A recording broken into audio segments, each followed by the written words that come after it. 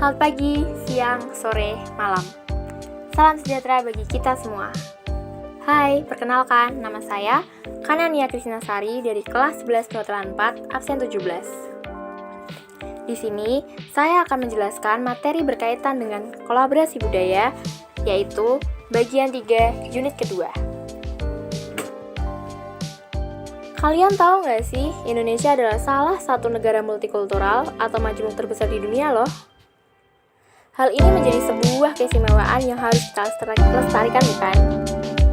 Dengan melestarikan budaya ini dapat dilakukan dengan berbagai cara. Salah satunya dengan melakukan kolaborasi budaya. Tak hanya itu, kebudayaan menjadi hal yang menarik untuk kita pelajari ya. Selain bisa memahaminya, kita juga bisa saling menghormati budaya yang berbeda-beda. Dengan adanya keberagaman budaya di Indonesia, hal ini justru menjadi salah satu faktor terciptanya kolaborasi budaya loh guys. Nah, sebelum kita lanjut materi kali ini, sudahkah kalian tahu tentang kolaborasi dan budaya itu sendiri? Sini aku kasih tahu. Jadi, kolaborasi adalah proses bekerja sama untuk menyalurkan gagasan atau ide dan menyelesaikan masalah secara bersama-sama menuju visi bersama. Penelitian menunjukkan bahwa tingkat keberhasilan kolaborasi yang tertinggi dapat diraih ketika kolaborasi itu melibatkan orang-orang dengan beragam gaya kerja, nilai-nilai budaya, pendidikan, dan latar belakang pekerjaan yang berlainan.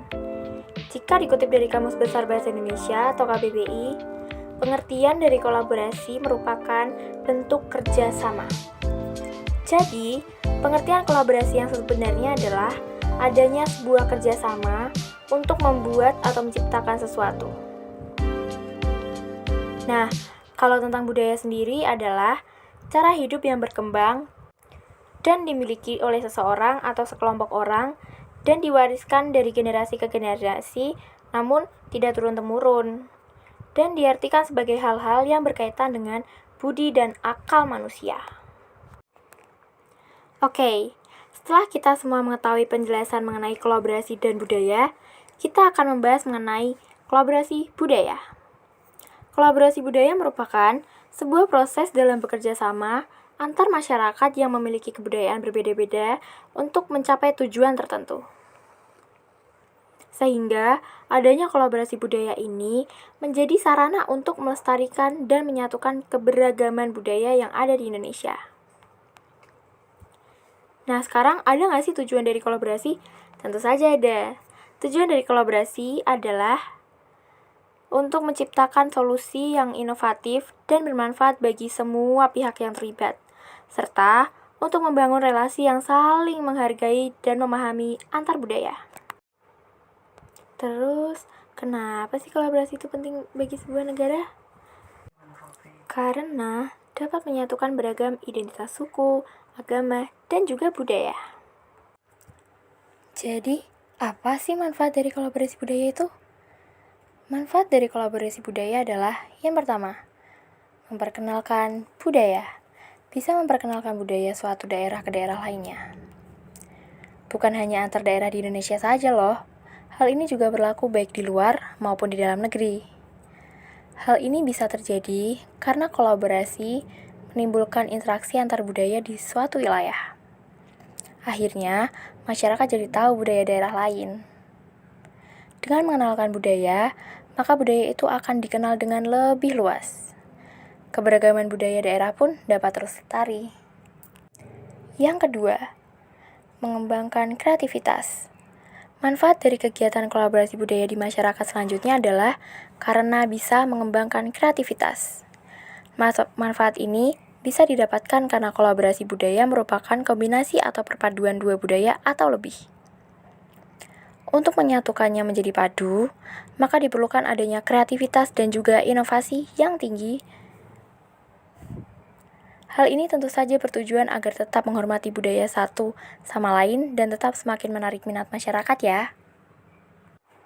Yang ketiga, meningkatkan sikap toleransi. Tahukah kalian, ternyata adanya kegiatan kolaborasi budaya bisa meningkatkan sikap toleransi di tengah masyarakat loh.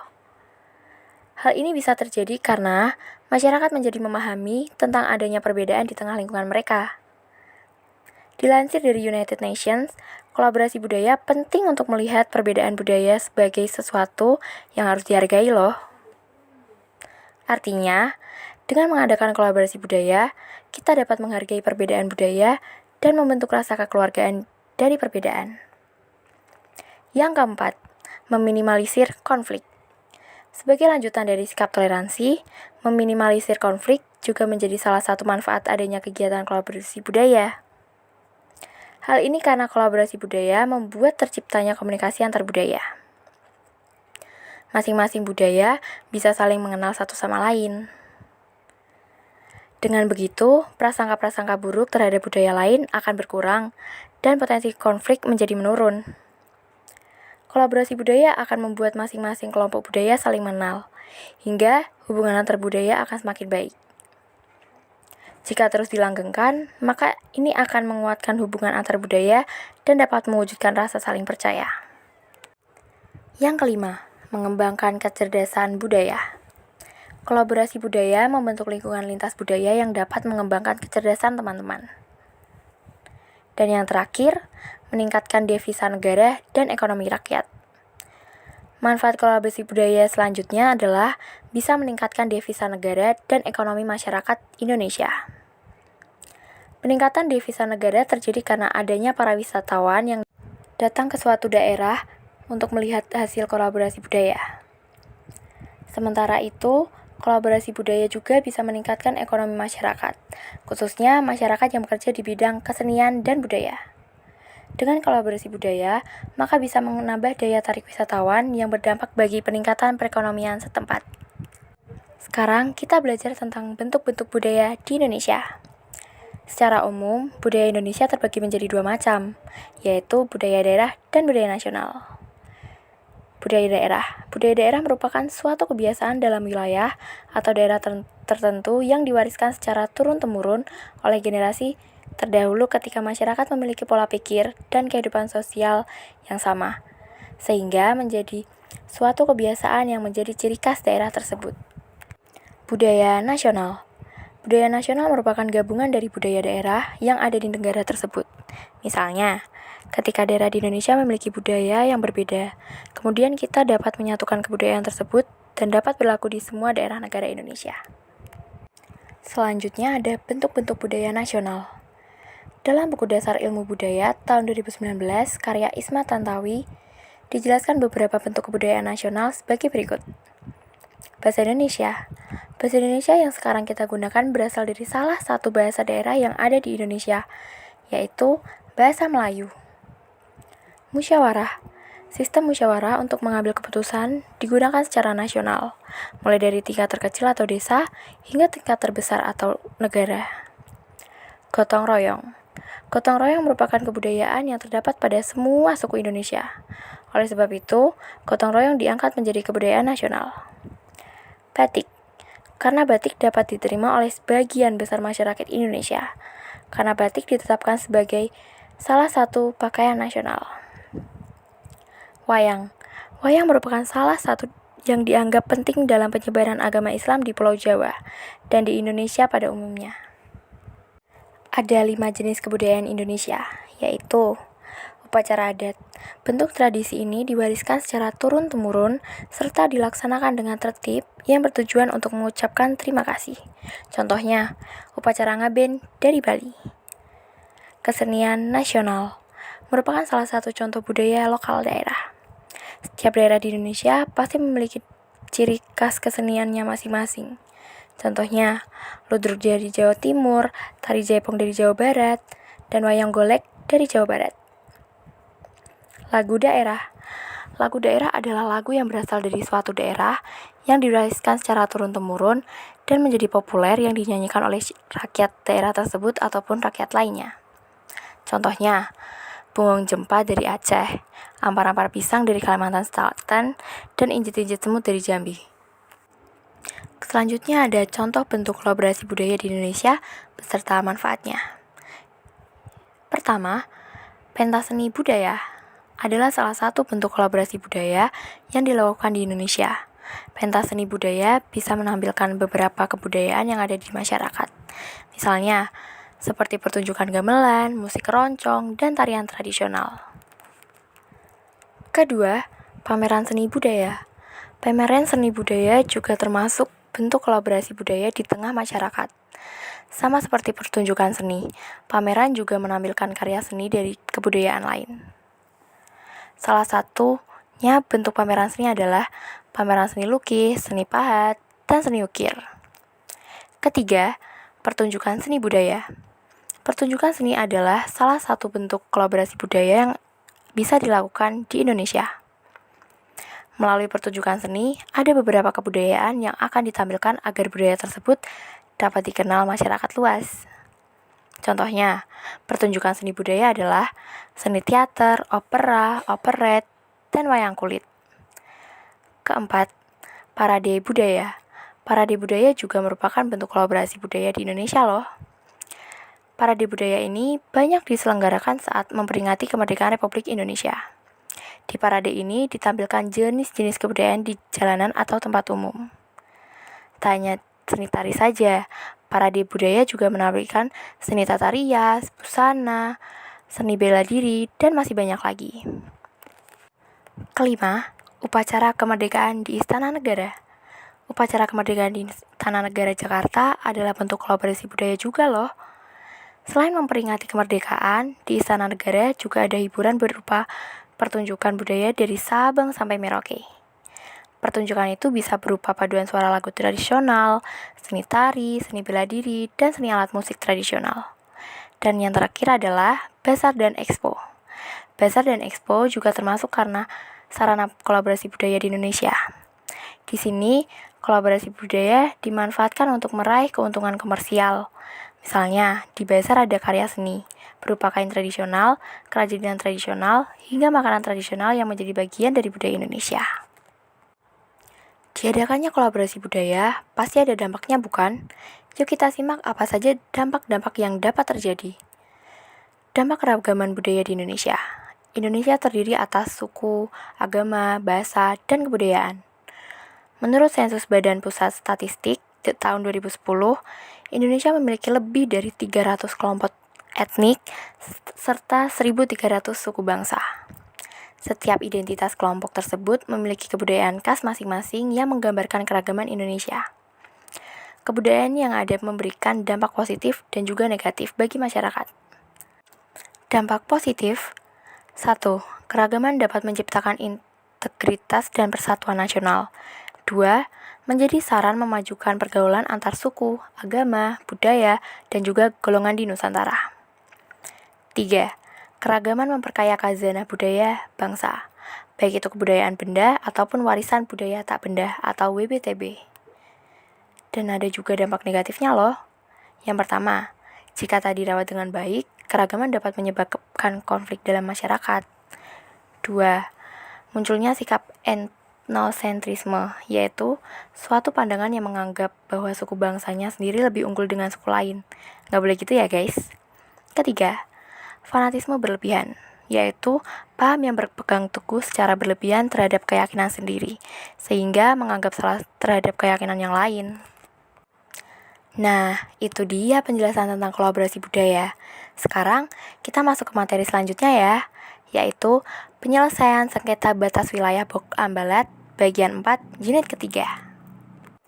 Penyelesaian sengketa batas wilayah Blok Ambalat. Sebelum kita masuk ke materinya, apakah kalian tahu apa itu Ambalat?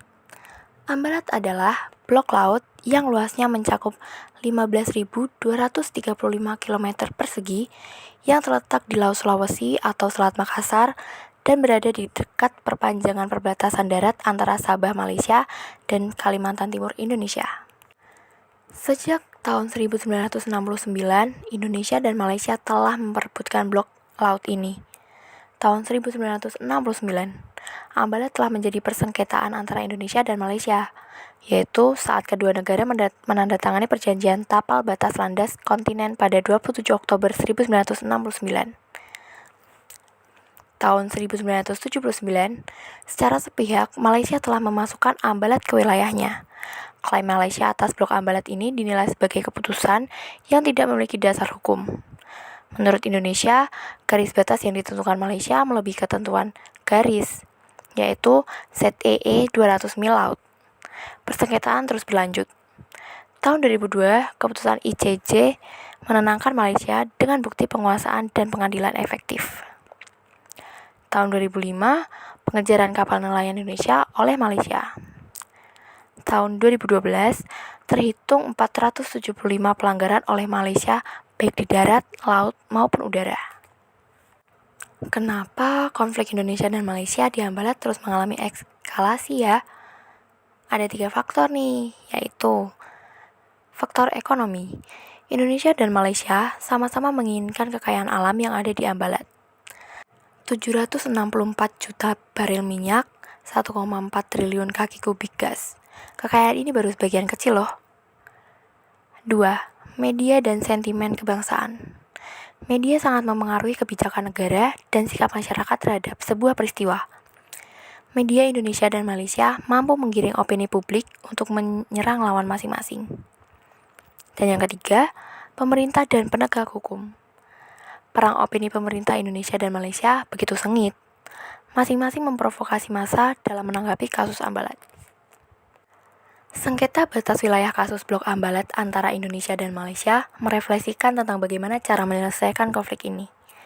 Jika mengacu pada aturan hukum internasional dan mempertimbangkan kedekatan kedua negara tersebut, upaya penyelesaian konflik terdapat ditempuh setidaknya 4 langkah.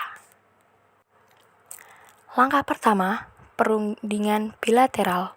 Langkah ini memberi kesempatan masing-masing negara untuk menyampaikan argumentasinya terhadap wilayah yang dipersengketakan. Namun, bagaimana jika belum mencapai kesepakatan damai? UNCLOS 1982 sebagai negara kepulauan dan dapat menarik garis di pulau terluarnya sebagai patokan untuk garis batas wilayah kedaulatannya. Sementara Malaysia kemungkinan besar akan menggunakan argumen peta 1979. Langkah kedua, menetapkan wilayah yang disengketakan sebagai QUO dalam kurun waktu tertentu. Langkah ini sebagai tindak lanjut jika cara yang pertama gagal, sehingga diperlukan cooling down antara kedua belah pihak. Pada tahap ini, Blok Ambalat dimungkinkan sebagai tempat untuk melakukan eksplorasi, sehingga timbul rasa saling percaya kedua belah pihak, atau confidence building measures. Pola ini pernah dijalankan Indonesia-Australia dalam mengelola celah Timor. Langkah ketiga, jika langkah kedua dan ketiga masih gagal, perlu memanfaatkan ASEAN sebagai organisasi regional melalui Hague Council. Sebagaimana disebutkan dalam Treaty of Amity and Cooperation yang pernah digagas dalam Deklarasi Bali 1976. Namun demikian, kemungkinan besar Malaysia tidak akan menempuh langkah ini, sebab klaimnya terhadap Blok Ambalat menuai protes dari negara-negara lain, seperti Singapura, Thailand, dan juga Filipina. Dan langkah yang terakhir, membawanya ke Mahkamah Internasional atau MI. Indonesia mungkin saja masih trauma, karena pernah kalah hingga menyebabkan lepasnya Pulau Sipadan dan juga Ligitan. Namun, dalam kasus Blok Ambalat dan juga wilayah-wilayah lainnya, jika memang Indonesia mampu menunjukkan bukti yuridis serta fakta lain yang valid atau kuat, tentu tidaklah mustahil akan memenangkannya, bukan? Lalu, apa yang harus kita lakukan ya? Sebagai rakyat Indonesia, kita harus peduli dan sadar bahwa masih banyak daerah-daerah perbatasan yang memiliki potensi alam melimpah yang hampir diakui oleh negara lain loh. Mempertahankan. Lalu apa yang harus kita lakukan? NKRI merupakan kewajiban kita sebagai suatu bangsa. Nah, itu tadi materi yang bisa saya sampaikan. Terima kasih atas perhatiannya.